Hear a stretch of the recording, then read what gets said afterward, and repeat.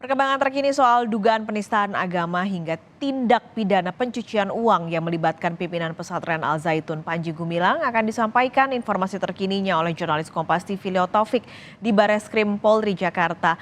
Leo, jadi apa yang ingin digali polisi dari mantan Wakil Bupati Indramayu Luki Hakim?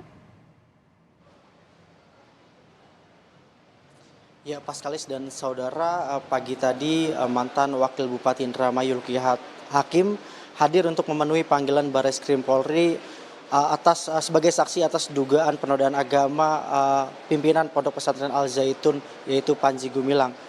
Luki sebelum masuk ke Bareskrim menceritakan bahwa pada tanggal 29 Juli 2022 dirinya pertama kali mengunjungi Pondok Pesantren Al Zaitun. Luki mengaku kunjungannya sebagai atau dalam rangka silaturahmi. Luki melihat langsung bagaimana kemegahan Pondok Pesantren Al Zaitun. Dalam kunjungannya, Luki juga mengaku ingin mengetahui dan melihat langsung bagaimana proses pertanian dan juga pembuatan kapal yang dikelola oleh Pondok Pesantren Al Zaitun.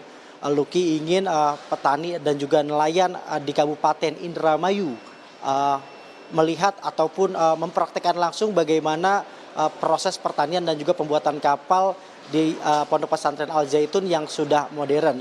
Lalu kunjungan berikutnya Luki yaitu menghadiri ulang tahun Panji Gumilang.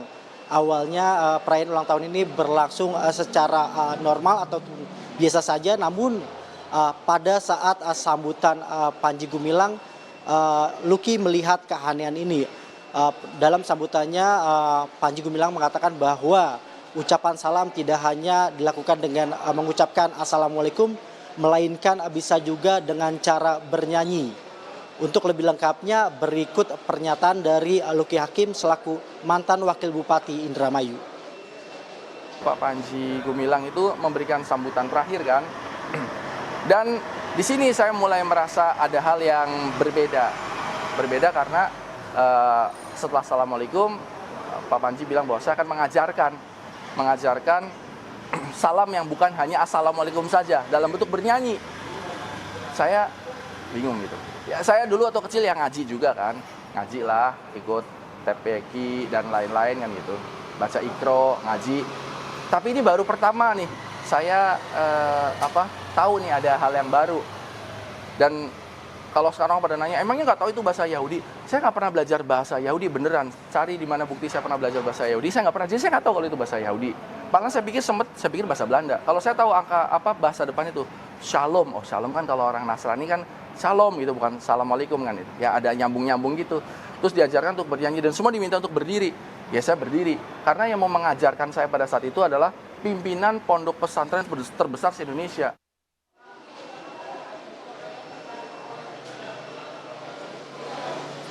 Ya, Luki juga selain dalam kunjungannya ke Pondok Pesantren Al Zaitun, Luki juga penasaran bagaimana maksud kami berapa banyak dana yang dikeluarkan untuk membangun dan juga mengelola yayasan ataupun maksud kami Pondok Pesantren Al Zaitun.